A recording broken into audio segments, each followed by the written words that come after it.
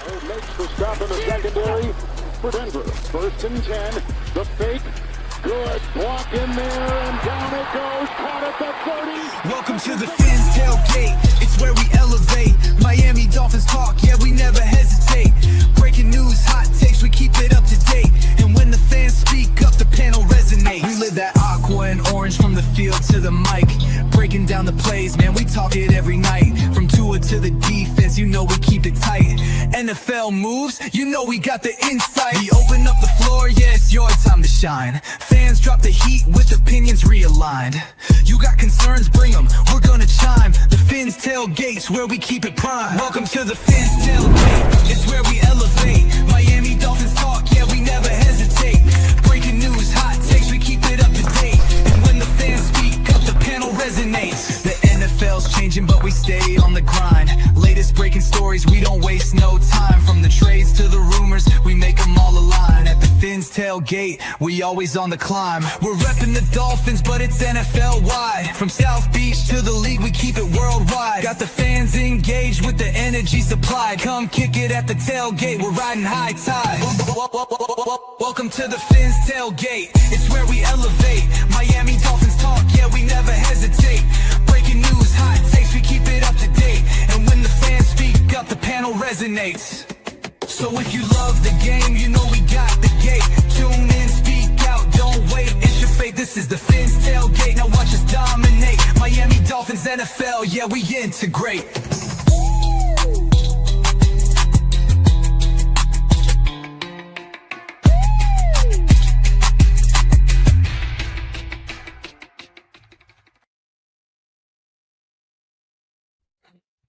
What is happening, Dolphins? And welcome to another episode of the Fins Tailgate Midday Edition. Move some things around so I could be here to finally hear from this general manager in a press conference setting, as well as our new head coach, Jon-Eric Sullivan, Jeff Hafley, set to start their introductory interviews or introductory press conference, I guess we'll call it. Yeah, they're going to be doing that here in the next 2-3 minutes. Should be kicking off. So we're gonna pull it up. We're gonna watch it live. I'm sure we'll pause as it goes along, where I can point out some of the buzzwords, some things, a little bit of interpretation and coach speak that goes along, as you guys know.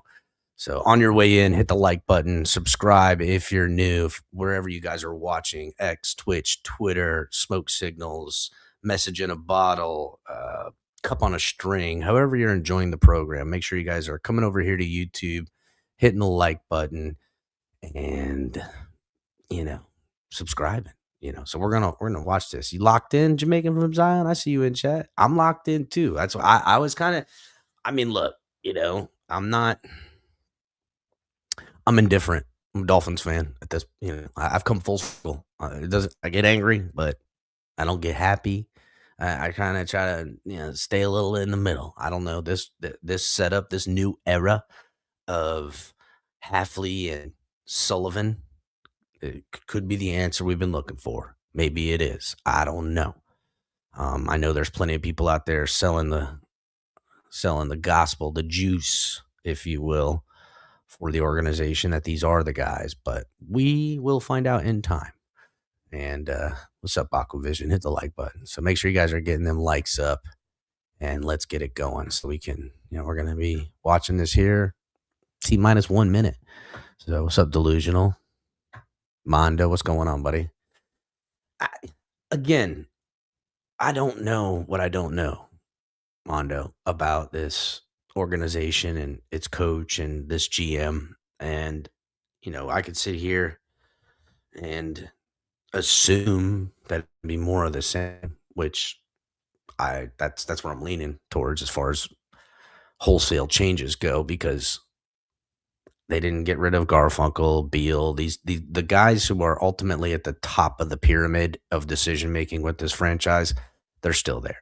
We got a new general manager, which, Lord willing, he's a better talent evaluator and better at picking first-round picks and second-round picks, honestly, because Chris Greer has had quite a few misses.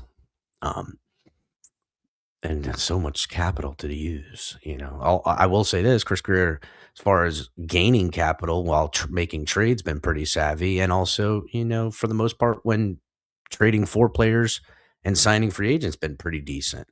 But that's easy. You already know those guys are good. Can you project this guy's gonna be good and worth the pick? That's really where we're gonna find out everything we need to find out about Sullivan here.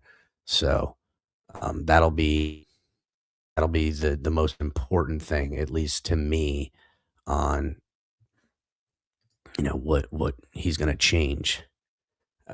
Also, yeah, Garfunkel. That's right. That's right. Yeah, he's a funkle to me, boy. Get the funk man up out of here, if you ask me. But what do I know? What do I know?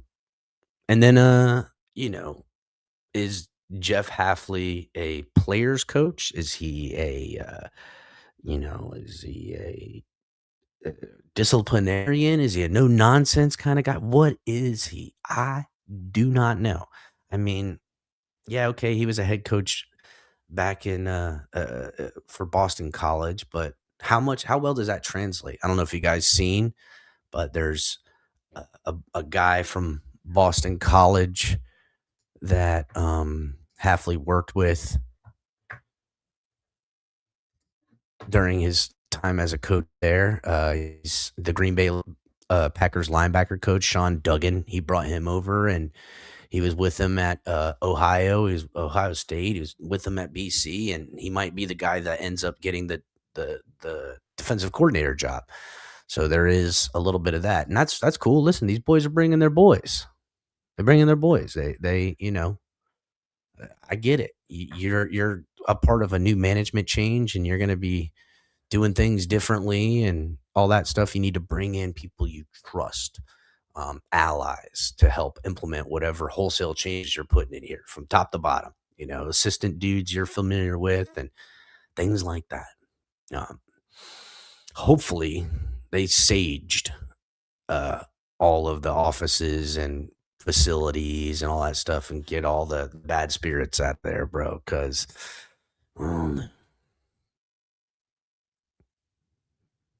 there is some talk about Packers coming to Miami.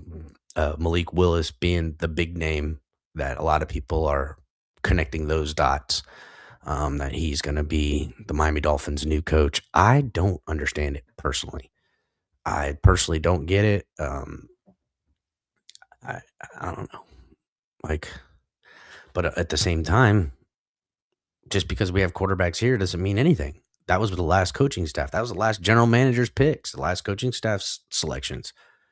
I don't know how these guys feel about, Quinn Ewers at all. They could hate that guy. They could have seen him in college coming into the draft and thought, I would never put this guy on my team. They could also think, man, the Dolphins got him before we wanted him, where they ended up taking him. I don't know. Or they could look back on his tape and think, hey, we might have a little something here. Let's see if the juice is worth the squeeze, as they say. I don't know. But seems to me that we do know this. Rebranding, new hires, fires, all that stuff is underway. Will it be better than the last one? I don't know. 7 years ago, Chris Greer became the pedophilia up in this He became King El Jefe, as commonly occurred to. And he was the guy that ran everything. But it was a collective, as he self-admits. But they 7 years ago in the 2018 to 2019 season, they tore it down. They brought in Brian Flores. They acquired all these picks. They did all these maneuverabilities and all these things in the middle of the rebuild. They fired Brian Flores, hired Mike McDaniel, and honestly, that 2023 team I thought was it, bro. I really did. The way they were playing and everything, came up short in the quarterback position, but I thought that they had people on their heels. But also, ultimately, what they tore everything down for and built wasn't going to ever be good enough. Quarterback, scheme, whatever you want to call it, however you want to blame it. I don't know. Let's see how these guys do it. Are they going to tear this down to the studs? I don't know. That they could literally after this press conference and after they start hiring some coaching staff, we could start seeing guys hitting the trading block. Trades happening in the draft. Maybe they trade back, and we take the 11th pick, and we're like, look, we're not going to be any good. We need to replenish our roster. Let's get some capital back, and whatever. There could be a whole slew of decisions made, and it'll tell us a little bit about what their idea is and a little bit about who these guys are and how they conduct business. If these are the type of guys that, think that they're going to take what didn't work already on the roster and scheme wise and coaching and stuff, they're going to be able to direct it in the right way and get better results. Fine. I mean, who am I? Giddy up. Giddy up. What is going on here? Why is this taking so long? I feel like the Dolphins are running behind schedule.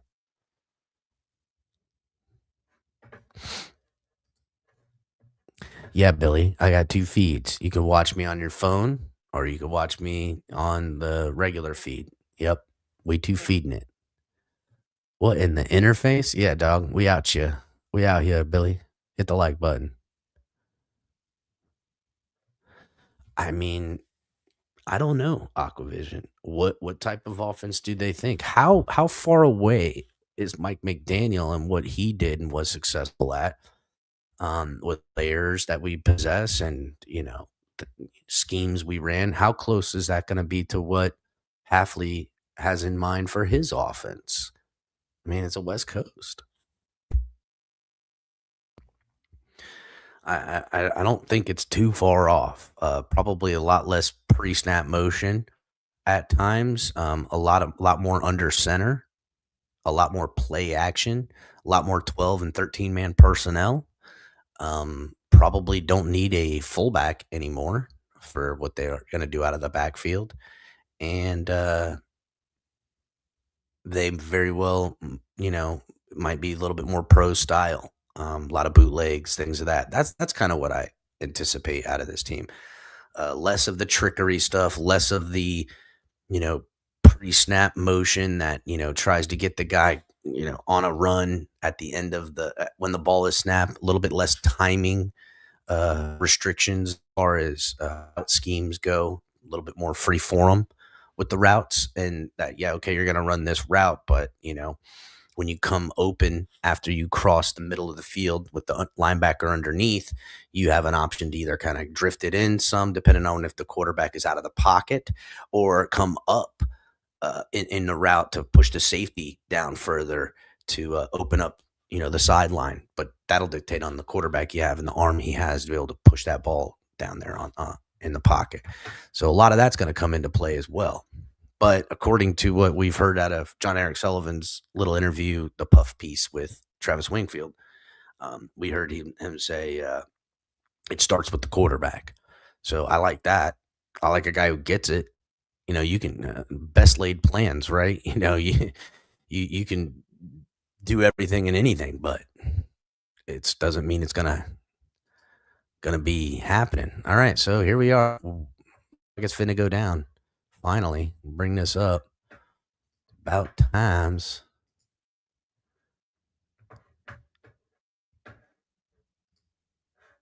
So hit the like button, everybody. We're going to watch this set up. Again, I will pause along the way. Oh. Is the volume not on? Well, good morning. I'm Steve Ross, Miami Dolphins. I'm very excited to be here today. It's really what I hope starts a new beginning. I know many of you are all frustrated over the last few years. Performance of the team. I got to tell you, I am equally frustrated. Therefore, when I first bought the team, I said certain things that I would do and what were, what were important to me. One was establishing a winning football team played for Super Bowls on a basis. The second was to really make this team and this county much better, to bring it together and have an obligation to really be supportive of the county and really be the best in class football organization. I think we've accomplished two of those things. Frustration, and probably what everybody looks to in Miami Dolphins, is about winning football. That's the way I live. That's the way I believe in. And I believe that's the only way you do business. There's only room in one place. It's at the top. So the rest of it is very crowded. So the frustrations, I know that you've all had, reading the newspapers, which I don't read anymore, because it just emphasizes to me the frustration that I have. So I really look to this to really be a new beginning. We've done it in getting ready for that, see what was happening during the season. We started early and really so that we could be very thorough in our search in trying to find the right people to lead this organization. I'd like to first of all thank the people that really worked, tirelessly in talking, thinking, working together. I'd like to thank, it was really headed up with Tom Garfinkel and Danny Silman, Brandon Shore, Dan Marino, and Troy Aikman. And we were able to really use the knowledge that they all had in really trying to find the best leadership for this team forward. And we really were very thorough, knowing what we were going about. And when you really look and think about people, you want to get people who are winners, people who came from winning organizations, so they know what winning is. It was like, I guess probably the greatest remark is that winning is important, or winning isn't the only thing, the Vince Lombardi line, it's the only thing. And so having that kind of ideas, because that's what these people really believe in, really led us on our search. We're very, very thorough in viewing who was available. He's fading. What people thought of them. He's fading. What backgrounds were. And I think, by doing that, we were really in a position to really be able to pick the coach that we thought would be the best. When we first started with the general manager, which we had some time, and one person clearly stood out. I mean, the experience he had, and having really been part of winning organizations, Super Bowls, but his enthusiasm for the game and his knowledge of the game and the knowledge of how the league works and what it takes to create a winner stood out far and above anybody we spoke to. I know the first conversation we could have with him was via Zoom. And it's about 10 minutes into it, I just said, hey, this is our guy. And I'm very, very thrilled to really 10 minutes, huh? welcome Jon-Eric Sullivan as our general manager. And then we had to go out and find the coach, and I thought maybe he was really be partial to, the Green Bay Packers, but we really totally thorough, and he was totally objective. And after interviewing, talking to people, they were all really great candidates. I think the enthusiasm, the knowledge, the background,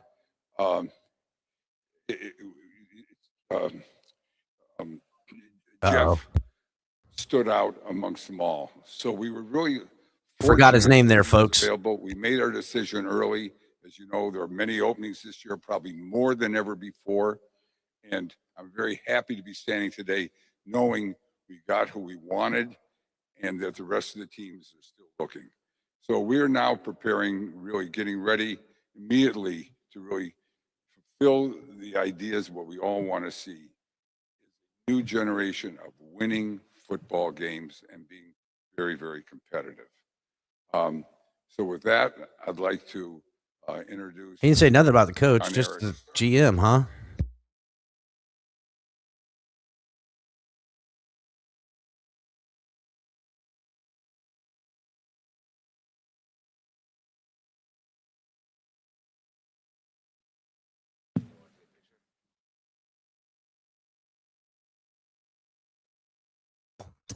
Look at this awkward moment here.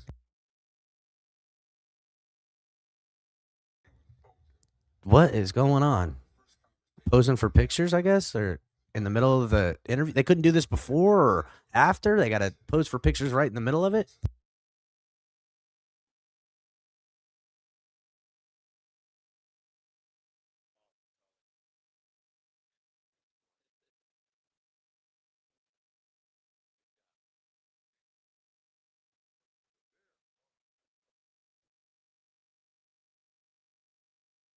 Man, they got. Ugh. Yeah, I seen him fumble the handshake. What's up, G-Man? Good morning to everyone. Appreciate everybody being here. I think before I even get started, the most important thing is for me to Oh my start God, with the Ross family, especially Stephen. dude! Bestowed The Dolphins upon are me an an unserious opportunity of a organization. They lifetime. can't even get fucking I mics will be right, forever dude. grateful. The magnitude and responsibility of what lies before me in this role does not fall short on me. I will go to work every day and work tirelessly, along with the other great people in the building, the leadership committee, to bring you the winner. To the search committee, Danny, Tom, Brandon, Troy, your wisdom, your guidance, your communication throughout the process was valuable to me and this organization. Can't thank you enough. It was a long road, but it was a very productive and fruitful road. I think we ended up where we needed to be. Thank you. What the fuck is going Saying on? that, it was a nice look under the hood for me in terms of the collaboration and the work ethic and the communication that will allow us to do a lot of really excellent things together down the road. To the Packers organization,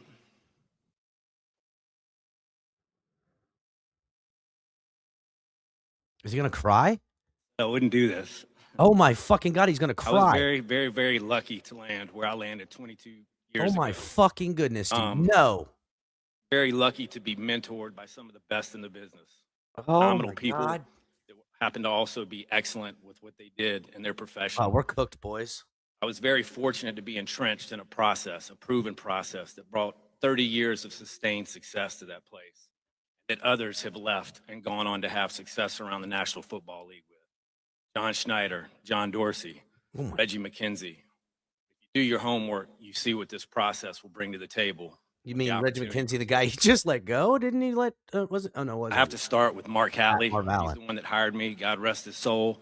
We didn't have a chance to work together long, but he brought me through the door. Obviously, I'm not standing here today without him. Ted Thompson.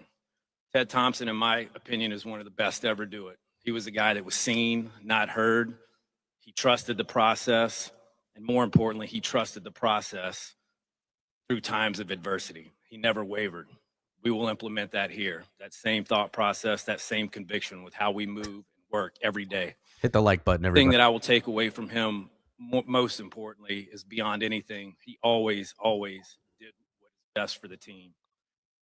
I will not stand up here and make a whole lot of promises today, but the one thing I will tell you, and I think is vitally important for everybody to know, especially the players that are here, every decision that falls within my line of responsibility will be what's best for the Miami Dolphins, unequivocally. It'll never be about personal relationships or personal agendas. It'll be what's best for this place, the greater good. Brian Gutekunst. For winning games or making money, buddy? Probably who had the most impact on me because of how our careers fell. I was always kind of chasing Brian. He was a Southeast scout, then I was a Southeast scout, then he was the college director, then I was the college director, and so on and so forth. Having said that, he was a tremendous sounding board for me all the way through. His belief and faith in me, I can never repay him for. And I'm grateful for the relationship. He's one of the best in the He's choking business. up again. He's choking up again. Thing that he showed me and taught me is preparation, preparation, preparation. Player acquisition is it's an everyday 365-day a year job.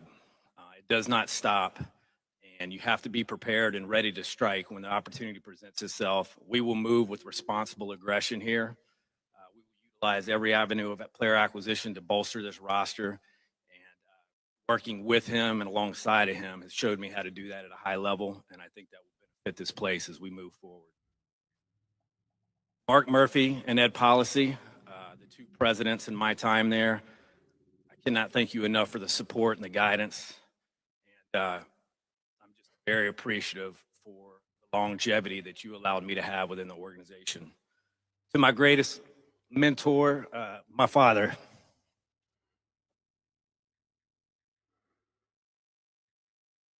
My dad's a 30-year NFL coach, or close to it, longtime college coach before that. He allowed me to see the game at a very high level at a very young age, which gave me pedigree that has gotten me to where I am today. No shot I'm standing here without him. Words will never do it justice, but thank you. And obviously my family. This isn't possible without you. Oh, God. Get beat up in the media before I even start. Like, this guy couldn't keep it together. Oh, my God, dude. Being a dad to you, Samantha, you, CC, you, Mia, and then a husband to you, Jen, is the greatest honor in my life. Regardless, whatever we accomplish in this profession, nothing ever trumps that. So just know that. It's just starting, dude. Like, is this guy? He's crying. In my short time here, GM ownership is crying. and the leadership, I can sense a burning desire to win, do things the right way. I've said it before and I'll say it again. I don't take it lightly that I've been put in this position, and every day that I walk through those doors, I, along with the other great people in this building, will make sure that we do everything possible to bring you and your family, Stephen, the winner that you deserve. The goal is simple. It's a standard of excellence. We're chasing championships.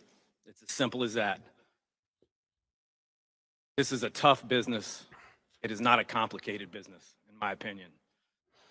Things that we do day in and day out, the little things will get us where we want to go. Together, we will implement a proven process. We'll build something special. We'll build something that is sustainable over time. It's not going to be an easy road, but I think the journey is well worth going on, and we will do it together, and we will achieve together. And when we get to the end of this thing and we hoist that trophy, all right, realize that we I'm vibing. Started at the bottom. We fought our way to the top. All right. It'll be one of the more special moments of all of our lives. Hell yeah, dude. No doubt that we will get there. Okay. I'm vibing Pillars right now. We will be a draft and develop philosophy. I've already spoken on that in previous interviews. But we will draft, develop, and retain our own. There are things that come with that. Number one is culture. When you raise your own, people are vested. They're bought in. There's a financial component to it with rookie contracts. It keeps you in a healthy cap situation. But the most important thing is the culture piece of it. Free agency, we will be very intentional and deliberate how we move about that. We will definitely utilize it when we get into a healthy cap situation, and we can.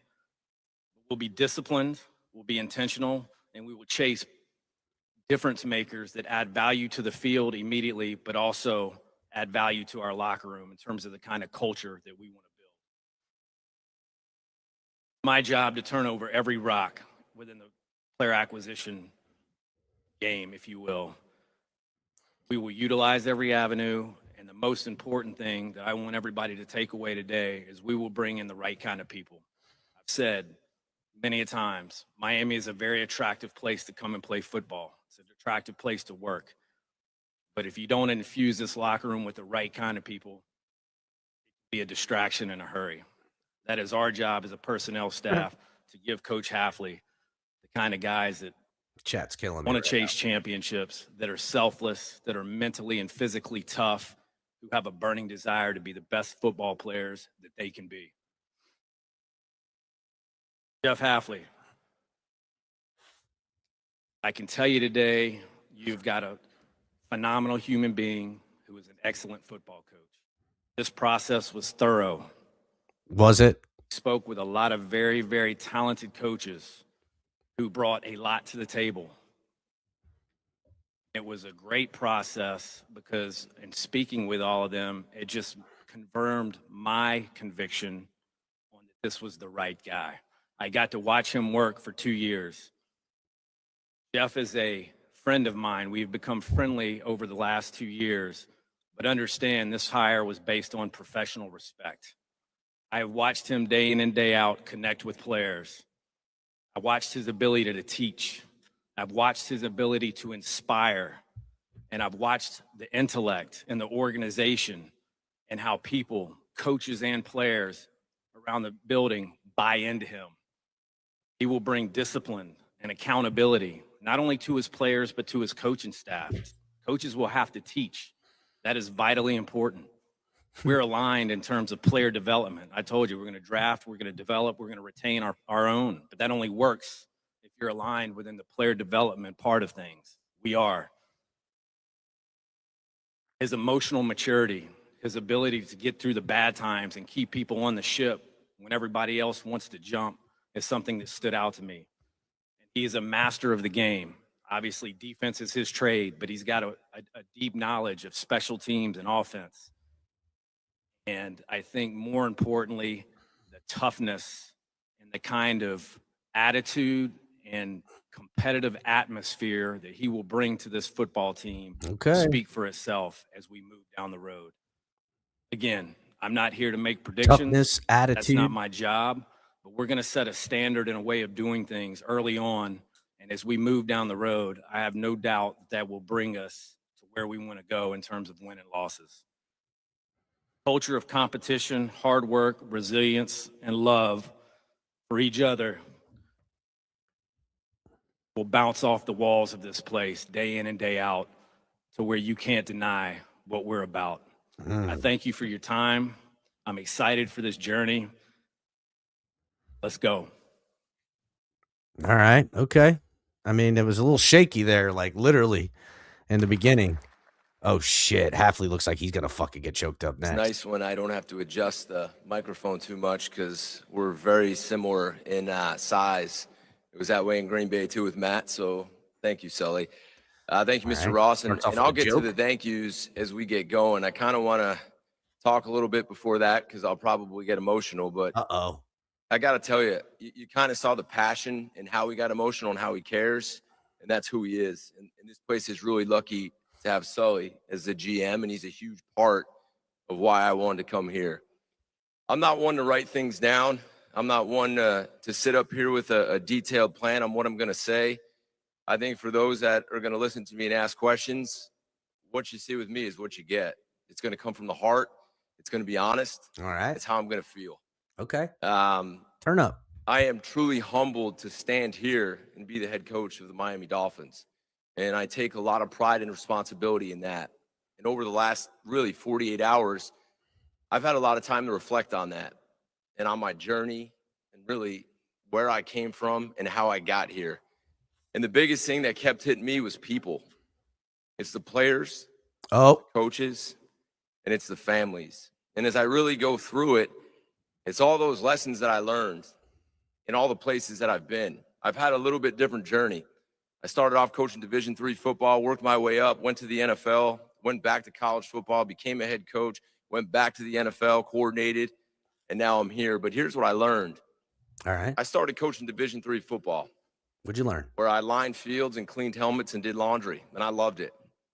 And what I learned was there's no job too small. And that's what you're going to get from me every single day, because I learned how to work hard, like really hard.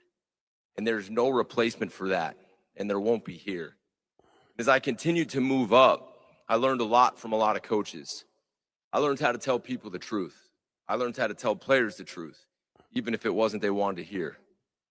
I learned that it's okay to tell a player you love them and to pour everything you can into them because they're going to give it right back to you. I learned how to be at my best when things get hard. And I learned that when things are good, that's when I got to put my thumb on them. I learned what it's like to hold people to an extreme level of accountability. I learned what toughness is about, and I learned how to grind. From Hall of Fame players, I learned that you can't be afraid to coach guys. Every good player wants to be told what to do and how hard to do it, and you can't back down because they all want to get better. I learned about alignment, that you have to have people's backs and you have to come together, which is a huge reason why I'm here today with this guy right here. I learned how to win, and unfortunately, I've taken some losses. But what I've learned, I'm going to get back up every single time. And so are those people that are around me every single day. And in doing that, I've kind of had the core beliefs which we're going to instill in this football team, into the players, and into this organization. And the first one is trust. And a lot of people use that word lightly. I don't. And I think right now in the world we live in, a lot of people are slow to trust. It might be you, it might be the players. And that's all right, because I'm going to earn it. Because actions speak louder than words. I'm not going to be one to sit here and talk a lot, but I'm going to follow up with what I say I'm going to do. And so are our team. The next thing that I believe in is belief. And I think this is really powerful. Believe in belief. Because it's a hard world right now where people read stuff, they see stuff, and you'd be surprised on how much insecurity there is with players, with coaches, with everybody. And I'm going to let those players know that I believe in them. And in turn, what you're going to see a group of guys that believe in themselves. And that becomes powerful. Because when they start to believe in themselves and our team starts to connect with each other, then look out. Because you get that connection, and then we want to talk about accountability, then we have accountability. And accountability is love. And it's an extreme level of accountability. Fuck, Buddy's preaching right now, boy. Standard, and it starts to become real, the player will start to hold themselves accountable. But that's going to start with me. And the final thing that I'm going to talk to them about every single day is toughness. That's physically, that's mentally, that's everything that we do. And it's a toughness that thrives on competition. And it's a toughness that reflects the people and the spirit of the city of Miami. And that's what I'm most excited about. And as we piece this thing together, it's going to take time, and there's going to be a lot of hard work. But then it's going to be built the right way. Like the foundation that was laid for me when I was coaching Division III football, and I learned how to do things the right way. And that's how we're going to do it here, with a staff that's going to buy in, and with a group of men that are going to give everything that they got. And I can look you guys in the eye and tell you, I cannot wait to get started. And now really to my thank yous, to Mr. Ross and your family, thank you for believing in me. I do not take that lightly, and I will do everything I can for you and your family. All right. Oh, shit. To everybody in this group, from Sully to Brandon, to Troy, to Dan, to Danny, to Tom, thank you guys for believing in me in this process. You guys put me through multiple interviews. We spent time talking to each other. We had multiple hard conversations on phone calls, but it was always the communication, and it was awesome. And I appreciate it. I want to thank all the coaches that I've ever been around, from WPI to Boston College to every NFL team, and I want to thank the players, because I wouldn't be here without those players. I learned more from players than I've learned from coaches, and I hope they feel that way with me, because the thing that I got into this for was changing lives. And there's so many of those players that changed my life too. I want to thank Matt LaFleur and the Green Bay Packers. The last 2 years have been two of the best of my life. He's a great football coach. He's a great friend, and he's going to have continued great success. I also want to thank those players there. In 2 years, we got real close. I mean, really close. The love, the connection, the support. It was hard to say goodbye to those guys, but the phone calls and the texts, you guys, meant everything to me. I love you. I wish you the best, other than when we come to Lambeau next year. Uh-oh. I want to thank my family, and this will be. Oh, you got it, dude. This is why I saved it for the end. You're cooking, son. Hope and Leah. Hope's laughing now, so that's good. Leah. I thank you guys, and I thank Gina. And I can tell you this about Gina. Gina's not into this, so she can walk around and tell people that she's married to the head coach of the Dolphins. She doesn't care. All she cares about is us, how I'm feeling, supporting me, and doing everything she can for those kids. I'm lucky today, too. Fuck, dude. Buddy's got me fucking hyped. I got my mom, my sister, brother here today. Flying here to be with me means everything, and I thank him for that. And for my real coach, my dad, my first coach, who toughened me up, was there for me. I appreciate family more than you guys have any idea. And like I told you guys, I'm gonna wear it on my sleeve at times. I'm gonna be passionate. I'm gonna tell you how I feel, and you're going to get everything I have. And to the city, to the fans, this is a storied organization, one of the best in all sports, and you deserve a winner. You guys deserve a winner. And I am going to do everything in my power to bring you guys that. I am so proud to be here, and I cannot wait to get started. Thank you. Damn, son. I gotta be honest. Well, let's see if there's anything else that they're gonna do or say or what have you. Looks like, oh yeah, it looks like they're gonna open it up to questionings. But I gotta be honest. Even with a little bit of the emotion, Coach got me fucking kind of hyped, right? I feel like Buddy really wants this shit bad. I don't know. I don't know. It's different vibe for sure. Hi, Hal Habib with the Palm Beach Post. First, There you I'd go. like to welcome both of you to South Florida. Thank you. Come on, Hal. I'd get 'em like to both ask try you, again. when you How were doing, talking Coach? with Steve Ross over your two roles, how did he lay out his expectations, his vision for what you would accomplish? Obviously, I'm sure he mentioned winning many, many times, but how did he put it to you? Was there any kind of timetable that he expressed to you? Was there any recognition of the Great constraints you question. have with the salary cap? What can you tell us about that? Sure. So what I would say to you right from the jump and my communications with Stephen Ross was, like I said, the desire to win. But he made it very clear. I mean, quite frankly, his words to me were, if you don't get this done, you will never be able to say it was because you didn't have the resources, which tells me everything I need to know. I think we all know that every place is not like that. I come from a place, the last 22 years, it's all about winning. Every decision we make is about winning. And I could feel that from Steven and Danny and Tom and everybody that was involved in the process from the jump. And so, yes, there were some more specific things that were talked about, but at the end of the day, the burning desire to win and his ability to articulate how important it was and what he was willing to do to get there spoke volumes to me.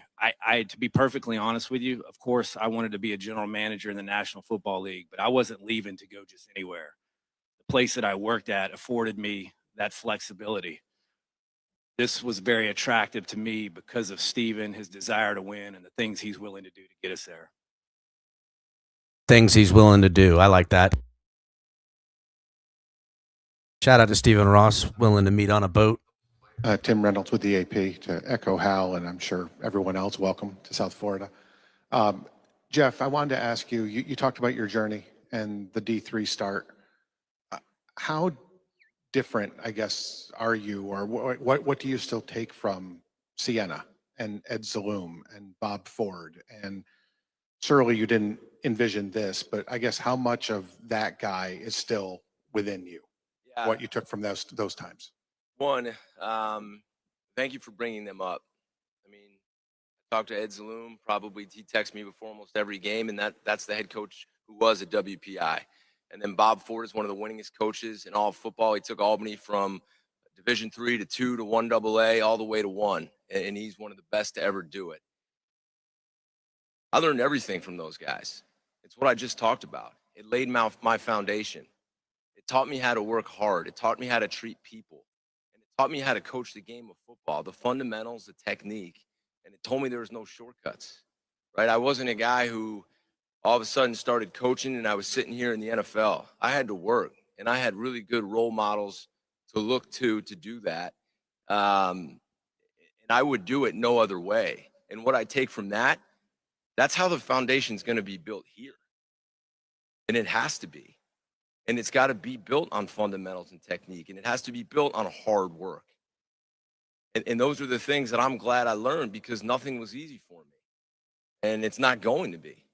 But if you do things right and you surround yourself with the right people and you bring that energy that they had and pour that love into them like they did to me, then look out. Nice. I dig that. Jeff, I wanted to ask you about your experience as a head coach at Boston College. What did you learn from that experience, and why did you eventually leave to go back to the NFL? Yeah, a 40-year-old head coach who, we just left the playoffs at Ohio State where I was the coordinator. And my first week on the job, or my first month on the job, COVID hits. So I had to learn that everybody's got a plan until you get punched in the face. And I got punched pretty hard. And what I learned about myself is you can get through anything if you get organized, you get detailed, and you go one step at a time and you just go to work. And you surround yourself with a really good staff, and you pour into your players, and you bring that energy. And I learned a ton. I had to do a lot there. I had to do academics. I had to worry about nutrition and residence halls and everything you can name it, and deal with the Board of Regents. And I had to be a CEO. And I'll take a lot with that from there to me here. I made mistakes, right? As a young coach, which you're going to make in a lot of different ways. And I learned from them over those 4 years. We had some hard years. We had some really good years. But I think those experiences will help me out a lot as I go forward. And I've grown and I've matured and I have learned, and I can admit those mistakes and I grow from them so they won't happen again here. So I take a lot with me for those 4 years, and I wouldn't trade them. Why did I leave? At the end of the day, I wanted to coach football. And there was a lot going on that really wasn't allowing me to do that anymore. The landscape had changed with NIL and the portal and everything else that came in. And when Matt called with an opportunity, that was really hard for me to leave. Really hard to leave the staff and leave the players. But talking to my wife and really thinking things through, I want to coach football. It's all I ever dreamed of. And I wasn't doing that anymore, and I didn't feel like I was myself anymore. So we decided it was what was best. And ultimately, I feel that. I wanted to be a head coach again in this league. So I bet on myself. I took the job, and now I'm sitting here. Worked out, buddy. Dave Hyde of the Sun Sentinel. Jon-Eric, you both you guys are obviously from Green Bay, and you bring that mindset, the ideas. Could you just talk, and you did a little in the opening of what the Green Bay way is, or what you two bring here? Sure. I think in terms of player acquisition principles and philosophy, it's, I'm being a little bit redundant, so forgive me if there's frustration level out there, but what we've always done is build through the draft. And again, it's about culture. Now, we have certain principles and pillars within how we approach the draft that I won't get into because I don't want to give away the secrets to the sauce, so to speak, but we're going to build through the draft. We're going to retain our own players, if at all possible, because of the culture piece of it. I think that has allowed Green Bay to have sustained success over time. And then again, there's a financial component, rookie contracts, all that kind of thing. We will utilize free agency. We have to get back to a spot within the salary cap that'll allow us to do that, and we will. But I think if you look over the years at the intentionality of which they've gone about it, Ted, Charles Woodson, Brian Gutekunst first took the job. We were a little more active with how we went about, a little more active to kind of jumpstart the roster. Zadarius Smith, who was an All-Pro that year. Preston Smith, who finished his Green Bay tenure with 37.5 sacks. Obviously, Josh Jacobs and Xavier McKinney the years before. So we're not just checking boxes so that we can look busy. We're intentional about the caliber of player and then what they bring to the locker room. You can't have good culture if you got guys that aren't bought in and wired right for what you're trying to build. And so that's what I would say is we're going to build through the draft, and we'll be very selective and deliberate in free agency. I think you have to be. If you're not, you're treading in dangerous waters. But then there's certain principles within that again, I won't get into because I'm helping out our competition. But I just think the culture and the caliber of players that we've targeted over time, and intentionality of the standard, if you will, within how we go about our draft process allows us to pick good players, but also hit on players in the middle and late rounds. I think this is not to sit up here and pat myself on the back or say that Green Bay is a perfect place. Look, it's not an exact science. We've missed. You guys can do your homework. We've missed, but we've hit on a lot of players over my time there in the middle to late rounds that allow us to be successful and get value out of players that maybe some other teams aren't. Chris Perkins, South Florida Sun Sentinel. A question for Jon-Eric.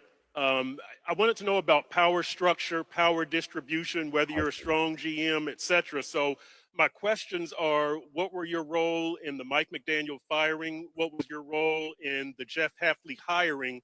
Did you have final say? Did you have a strong opinion, the dominant voice? And what was, in considering that, there's an outside voice in Troy Aikman outside of Great the question, Bert. organization, what was his role in those moves? Yeah, it's a great question. I'll start with the Mike McDaniel. By the time I had gotten here for my second interview, Mike had let go. So that was an ownership decision. It was clear to me in my second interview that we were moving in a different direction. Things I'll say about Mike is we have a lot of mutual friends in the business, tremendous amount of respect for him as a football coach, what he's accomplished and he'll, what he will continue to accomplish. Brilliant football mind, and anybody that knows him and knows this game understands that. But no, I was not involved in that decision. That had happened before I got here. In terms of the power structure with the hiring of Jeff Hafley, I came into this and was very, very vocal from the jump that, look, I have a lot of conviction on a guy that I'm in Green Bay with, but we have to go into this eyes open. I said it before in the previous statement. My job is to do what is best for the Miami Dolphins, period, no matter how hard or easy it may be. And I had to live by that within the very first process that I was thrust into. So yes, I articulated to Tom and Danny and Steven and Troy, Brandon and Dan how I felt about him, but I also put together a list, or we put together a list of the most competitive potential head coaches out there. And I think we did a great job of going into it eyes open. We had great conversations after each interview. There were a lot of really strong candidates. And like I said, the power structure is what I am used to in Green Bay. Yes, we don't have an owner, but essentially Ed Policy is the owner. My short time with Steven and Danny and Brandon, it's very clear to me that it's about winning here. It's not about ego and pride and who has the most stroke. It's collaboration with boundaries and trust. I've said that 1,000 times over again. We all have a role to play in this. And if we don't get in our own way, this will be a good thing. Brandon has been excellent. We've had, in 1 week of working together, we've had some great conversations. It's very clear to me that he's a team player. Danny's energy is endless. We talk every day, multiple times a day. Steven has expressed to me that he's willing to do anything to win. Tom has been an excellent resource. And Dan and Troy, how do you get better than that? These guys were two of the best to ever do it in the history of the game. They have a perspective from a player's point of view. They've had coaches sit out in front of them and message the team over and over again. They were phenomenal resources for me as we went through this. I would look at them at the end of it. I'd say, you believe in that guy? Would you follow him? They said yes. It carried weight. How could it not? So I say all that to say, power structure here, I'm very comfortable with. This is never going to be about me. This is about us and moving through this thing together and ultimately winning a lot of football games and chasing championships. And if we don't allow ego and pride to get in the way, we'll be fine. We've seen other organizations that do that, and then you're running uphill. It becomes fractured. There's silos, and now you got big problems. We've kind of vowed to each other on the front end to not let that happen. And I think it's all of our responsibilities to make sure that it doesn't. Hit the like I feel button, really good everybody. about it. Hit the like button, everyone. Marcel Louis-Jacques with ESPN. Going to echo everybody else and welcome you to South Florida. Congrats on the jobs. Question is directed to Jon-Eric. What are your thoughts on? Is it Jon-Eric? Is it Jon-Eric? Yeah, Jon-Eric. You know what? That's a great question. Let's get this out of the way now. So, Yeah. Sure, if you want. A lot of people call me Jay, but most people in my profession call me Sully. So you're free to do any of it. I've been called a lot worse, but most people call me Sully. All right, Sully. Well, what are your thoughts on the Dolphins quarterback situation? How do you plan to address that over the coming months? Sure. Obviously, that's a huge question looming over the organization. I'd be naive to think that everybody doesn't understand that. I have a lot of respect for Tua. He's a good football player. He's accomplished a lot in this league. I think whether it's Tua or anybody else, it's unfair and irresponsible for me to sit up here and talk about anything specific before I've talked to the player himself. Ooh, Quarterback smart. is the most important position in professional sports. Way to You know, evade I the also question. think it's the most dependent. These guys heard me say this in the interview process. We will evaluate that position like we evaluate every other position, and we will do what is best for this football team. With Tua or anybody else, to sit up here today and tell you that I have a great understanding of what we're going to do or which way we're going to go, that would be a lie, because there's just too much work to do. There's too many conversations to be had at this point. A lot of respect for Tua, what he's accomplished in this league. I thought Quinn did a great job at the end of the season. We have to figure that out. We will, but today is not the day I can give you that answer. I understand the question. I just can't give you that answer today.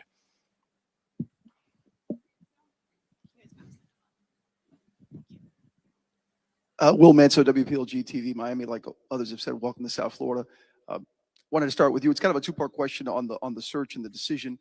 This organization has gone in the direction of coordinators as head coaches, first-time head coaches for a while now. When you were going through the process, how much did you weigh NFL head coaching experience in that process? How much was that part of it?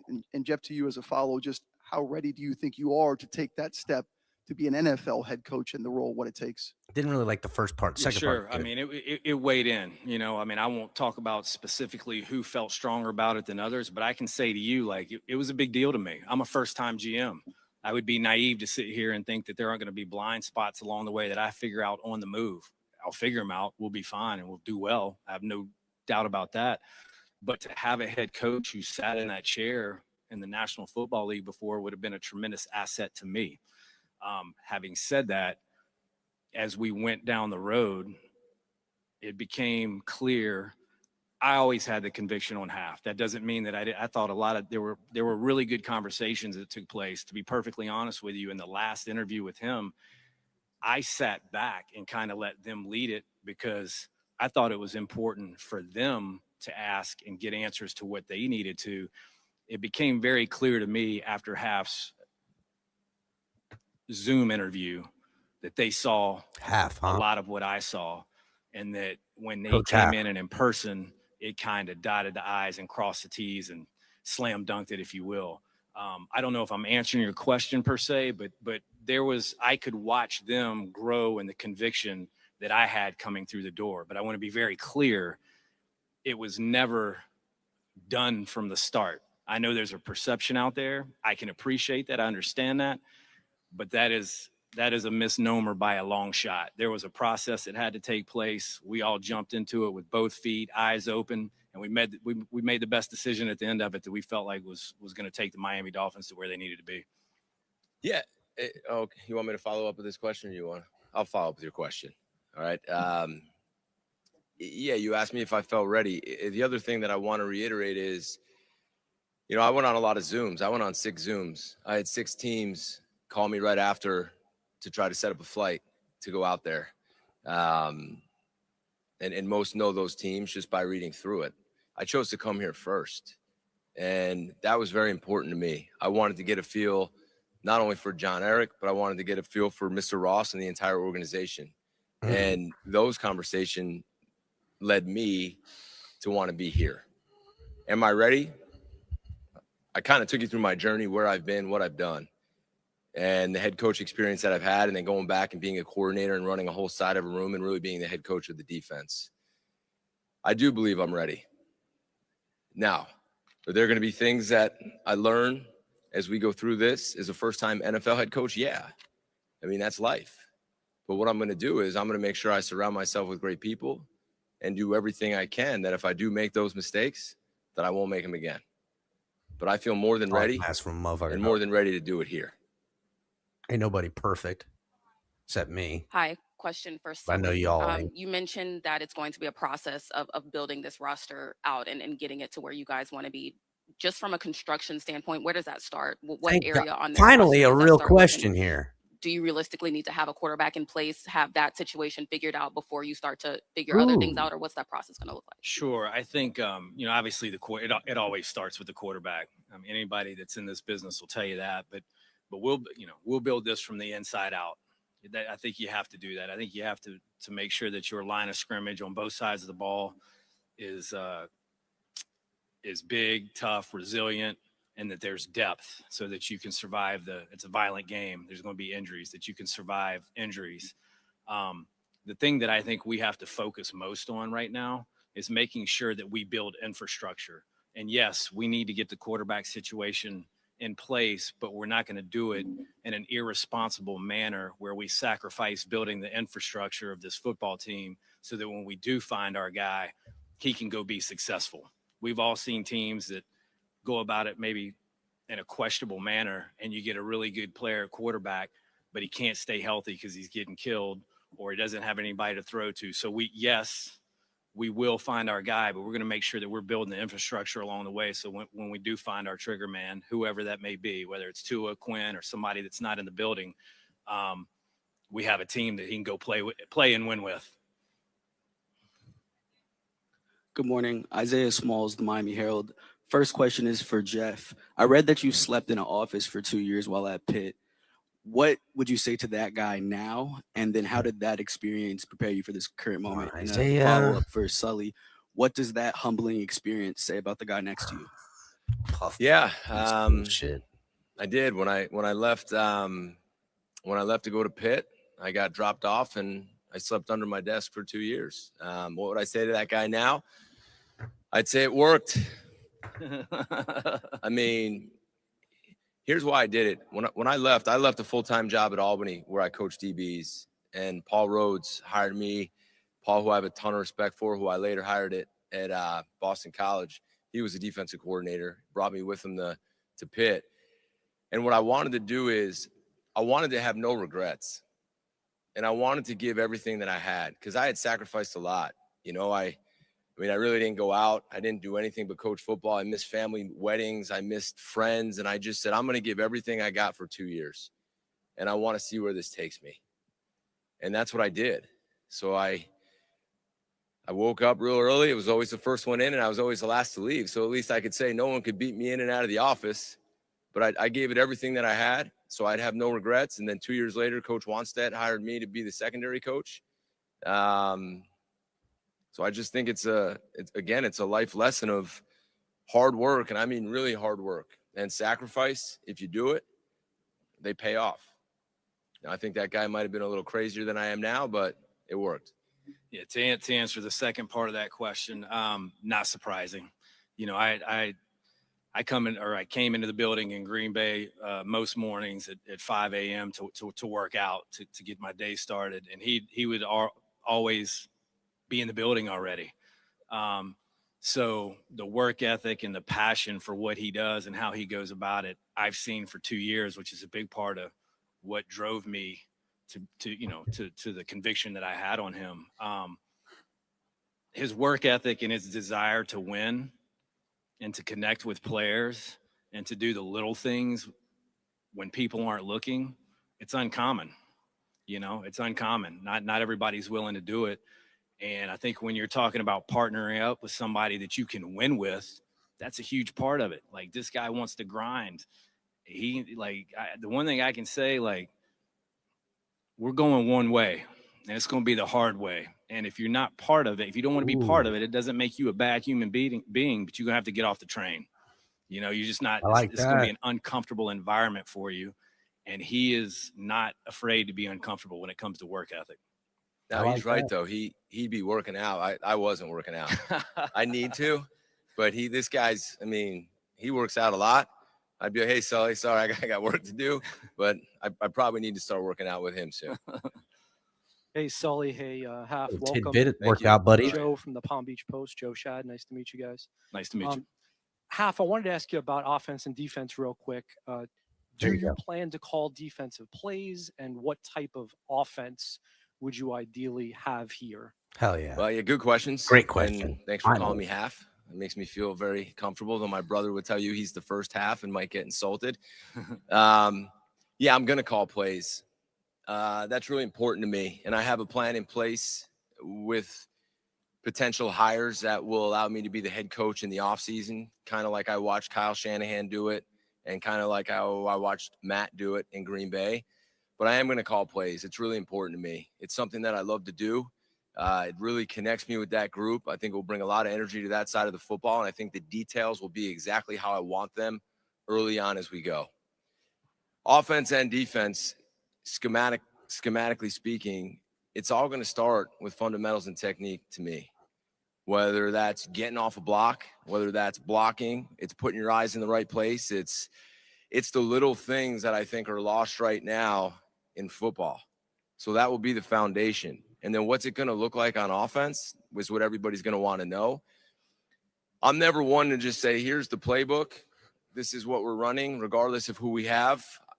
I'm not like that. I want to take a close look at what we have. And I want to make sure we fit that and give our players the best chance to succeed. Now, I need to hire an offensive coordinator. And there's certain core beliefs that I really do believe in, like running the ball and being really physical up front. So when they know we're going to run the ball, we're still going to run it well. Hafley's winning me over, boys. That's I'm going to be sorry. huge for me. Buddy and is then we need to preaching the build right it around shit. the quarterback. And you have to surround that quarterback with weapons. The O-line, the wideouts, the backs, so it's not all him. Because do I like being under center and do I like running the football because the play pass off that? You create separation between the second and third level. And from a defensive standpoint, that's really hard. The screen game, the keepers, everything looking the same, hunting explosives, right? Those are things that have always given me trouble as a defensive coach. And I'd like to implement some of those. But it's going to come back to what can our players do at a high level, evolve as we go, to figure that out, to give them the best chance to have success and ultimately win. And I've taken a lot of pride on the defensive side of the ball, whether we've been 3-4 spacing, 4-3 spacing, had to evolve this year when Micah Parsons walked in with a week to go and had to change stuff. That's what good coaching is. It's developing, it's teaching, and it's getting the most out of players. So I'm excited for that. Welcome to both of you guys. Al Butler here from UPI. My question's for Sully. You're coming from a place where it's pretty rare. You had you count on one hand the amount of quarterbacks you had over 30 years. I'm curious what in that process you learned about finding that guy and what you're going to look for here. Sure. I mean, I've learned if you can help it, don't wait till you don't have a quarterback to find one. You know what I mean? It starts there. If you think about what we did with Aaron, I watched Ted Thompson. I referred to him earlier, talking about him always doing what is best for the team, even when it's not popular. You got to remember Brett was still in place and playing at a very high level. And there were a lot of people in that building that didn't think drafting a quarterback who was going to sit for an extended amount of time with a first-round pick made a lot of sense with where we were as a team. And he did in that moment what he knew was best for the Green Bay Packers, and the rest speaks. I hope we have some history speaks for itself. here in and Miami. then we That would turned be around and did it incredible. again with Jordan. When we had Aaron. So it starts there, right? The quarterback position, again, is the most important position in sports, in my opinion. Certainly the most. You said that like important position 15 in times football. now. We're going to invest in that position every year if we can. Now, depending on where we are as a football team, it'll be at different values, but we will draft quarterbacks every year, if not every other year, because I think you have to. If you hit on a guy, great, and if not, if you hit on two, you have trade value. Again, I think if you look at the history of the Green Bay Packers all the way back to Ron Wolf, I mean, Brett Favre's backups were Matt Hasselbeck, Kurt Warner, Aaron Brooks, Ty Detmer. You can go on down the line. I can't say enough about the importance of it. And, and we'll be all very right, active boys. in acquiring Okay. quarterbacks to make sure that room is as deep as we can make it. Did I'm that feeling answer your it. question? Okay. Hi. David Frona, South Florida Sun Sentinel. For half, what was Monday like for you? Can you paint the picture of you come in, I'm sure you have another flight to catch for another interview, and all of a sudden you have a job offer, all while the national championship is across the street. Yeah, gosh, that was Monday. That feels like what a day. I don't even know what today is. One is exciting. Finally get a chance to fly in and have an opportunity to interview in person for an NFL team. A little overwhelming. I had teams while I was in the hotel room trying to get me on the phone, owners trying to get me on the phone, Zooms trying to be set up. I had a team that was trying to have me leave the hotel possibly to interview in this state. But I sat in that hotel. I kept going over my notes, kept talking to Gina. And then I went into the interview, and I did. I had a plane that was waiting to take me somewhere else. And I sat down with this group again and Mr. Ross and Sully and we interviewed.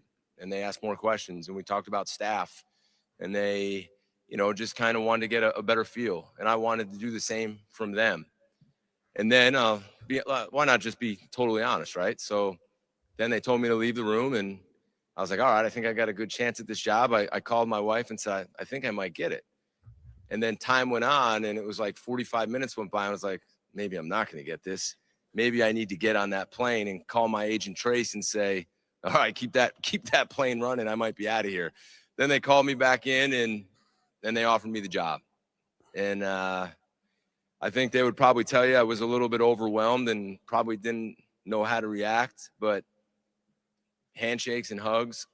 Immediately asked to call my wife before the whole world knew about it, because it was probably close to getting tweeted out there. Called my mom, my brother, my sister, and I just very emotional, very grateful.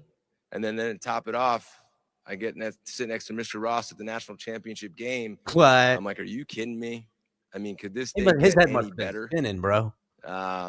So thank you for that question, because one of the best days of my life, and just to rehash it with you guys, it was a cool day. His head must have been spinning. And can I say one thing real quick? I don't know if this is appropriate or not, but I'm gonna do it. I can. Hell Now. yeah, you're the GM. I'm Do what you joking. want, buddy. I want to say, Oh, what? All right, Woody, always a Whoa, pleasure. what happened? Dang, he was getting ready to cook, and then they took it away. Can I say something real quick? He must have been saying something to the media or something like that afterwards. Well, all right, guys. Instant reactions, right? We sat here, we watched it. Let me know in chat how you guys are feeling. Hit the like button. Make sure you guys got them likes up. Let's get some instant reactions here on what we just witnessed from our new coach, our new GM, and our old ancient owner. First of all, Miami Dolphins, unreal organization, having mic issues with your owner, your new GM, like that's just a terrible start. They had like the compression up really high. I'm going to give you guys a couple technical terms. They had compression up really high. They had the pop filter set in that thing because they didn't want the background noise to get in on Stephen Ross's voice, who was going to talk lower than everyone else. But problem was it was set too much, and you couldn't hear the owner talk quite a bit, and it kind of trailed off into kind of didn't, but whatever, Sully coming out, little bit of an emotional thing, kind of, and that's what he wants to be called, Sully, old soul, the Soulmeister, right? That's what we got, Sully. Whatever. A little bit emotional. Got choked up there a couple of times. Said some things, but more about, the overall, some general management speak, right? Didn't really feel so open or candid. And then when Coach came out, again, kind of getting emotional and stuff like that, especially when he spoke about his family and thanking people in the end of it. But he would, he started kind of rallying me a little bit. He was like, look, this ain't going to be easy. We're going to do it the hard way. I don't give a damn. And then the questions in the press conference afterwards, seems like the guys are on the same page. They want a hard-nosed, run-first football team. But as our GM has said 10 times in this interview and 20 times since being our GM, that the quarterback position is the most important. And one thing he said that I loved, we're going to try to get quarterbacks every year. Well, what's the worst going to happen? We got too many good quarterbacks. Oh, no. Now I got capital. Like, that's where has that? I mean, Dolphin fans have been screaming for that since we kept striking out drafting quarterbacks. Like, draft one every year. I don't care if he's a fifth rounder. You don't know. You don't know who that guy could become. You don't know that if the guy you got playing and the dude you drafted in the fifth sitting for 3 or 4 years behind, your quarterback, learning your system, gets his opportunity and takes the job. You don't know. But I do know this: when you're changing your backups every year and you're bringing in, you're paying expensive money. How much money have the Miami Dolphins wasted? Tens of millions of dollars just the last few years on backup quarterbacks, guys that have to learn a system on the fly and kind of do this. No, you have a dude, he's waiting in the wings, he's learning up, and if your quarterback goes down, you got a guy you know, you trust, and know what he can do, his limitations, where he's at, all that stuff. And if he goes out there and balls out, and he's not, obviously not your starter for whatever reasons, and then now other teams like, yo, I seen what so-and-so did down there, and we need a quarterback. Or you're able to move off of your starter and say, hey, guess what? Open quarterback. Competition, baby. Competition. Seems like they're getting back to a little bit of basics here in Miami. And that's great. I'll be happy about that. Hit the like button, everybody. Please get those likes up. If you're watching on X, Twitch, or Twitter, come over here to YouTube and hit the like button and subscribe over here. Coach kind of looks like a fighter pilot, right? He kind of looks like he's a Marine or something. Guy seems to, as Coach said, he's going to be calling the defensive coordinating plays. He believes in running the ball first, wants to own the line of scrimmage, and building a program that is the Miami Dolphins right now and taking it to what they hope to achieve is going to take some time. It's going to take some time. Now, could they do a flip around in a year? Sure, why not? But we know where this team is financially. We know where this team is as far as assets and capital and, a dead cap that's going to be a real son of a bitch here. Let's call it for what it is. I'm not going to be jumping off of a cliff one way or the other on what Miami does as an organization this year. Let's call it for what it is. Let's call it for what it is. If Hafley, who's coaching the defense, has got his defense humming and they're playing real well, but the offense is struggling because we got a carousel of quarterbacks and there's a new system being installed and there's struggles there and the Dolphins don't win a lot of football games. I'm not going to be upset by that. I'm not. Oh yeah, Craig. Shout out to Craig with the $5 donation. It was great not hearing blue. I agree. It's kind of nice to hear a guy actually speak clearly. I don't care if he cries every time he's in front of the microphone if I can understand him, to be honest with you. Cry every time, buddy. Cry every time. As long as you crying us into some victories. Look, I don't think anybody who takes a head coaching job or anybody who takes a general management job is doing it for any other reasons than the money, the status, and that they love football and want to win championships. These guys, dude, they're competitors, buddy. This is a sport. I'm the best damn GM out there, boy. I'm drafting these boys. I'm manipulating this team. I'm going to get this team Super Bowl. They want to hoist that Lombardi. Me too. I want to see you guys hoist it. Please. Please. I'll tell you what, these boys start fucking winning. Hafley and Sully, they start winning. And the Dolphins turn it around and win a Super Bowl. Watch everybody in Miami go and get the half cut. Oh, bring it down a little bit. Get the halfwees. Get it all like that. Get the half cut. Hold on, I almost got it. There we go. I'm gonna do the half cut right there. I gotta pull it back some, actually. Might have to pull it back a little bit. Give me a little bit more back. Hafley, I don't give a damn. Hit the like button, everybody. Interesting start. We can only hope, and a lot more to come, right? We're going to be seeing. Right now they've got a couple of things. They're expected to bring in, Sean Duggan at the linebackers coach from the Packers. He seems to be the front runner to get the Dolphins defensive coordinating job. We'll see how that goes. And then also there's somebody else that they're reporting on that has a chance to land with Miami. The quarterbacks coach from Houston Texans.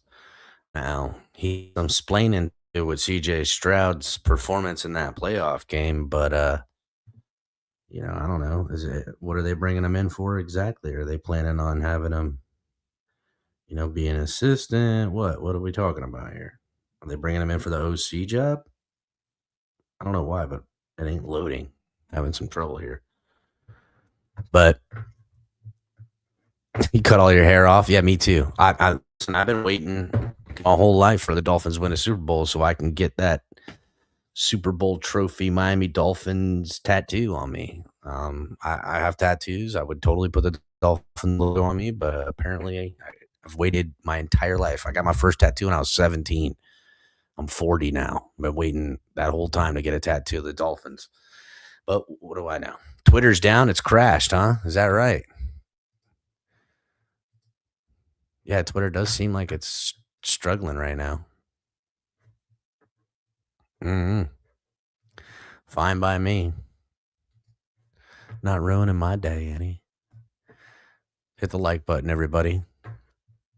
So yeah, interesting, emotional introductory press conference from our new GM and our new head coach. And yeah, you know what? I control boys a little bit, kind of getting a little weepy like a woman, but I say that because you know what? I could cry in a situation like that too. You finally got your dream job. You're not only is it a dream job, but you're in Miami too, and your boy got hired, or you hired your boy. And, like there's a whole bit, and that it ain't a 1 year sample size. Like you're gonna get a couple years to get this right, and you feel like you've earned it, and did all this and got it going, and hopefully it works. So, hit the like button, everybody. I'll probably go on a little bit later on tonight as well. We could do a little bit more on this. Plus, I wanted to go on yesterday. I just couldn't swing it. I want to talk about how the Buffalo Bills are melting down right now. The Buffalo Bills are melting. This could get real ugly real quick in Buffalo now that they fired McDermott. Who wants the job? The press conference from their own. At least, listen. Give me a scratchy mic. Hit the like. Get me a messed up microphone with my owner versus to what happened with their owner and what he said and what he did. And we're gonna talk about that later. I appreciate y'all, man. Keep hitting that like button. Keep sharing, guys, and hit the notification bell so you guys can be here when we go live later. Hands up.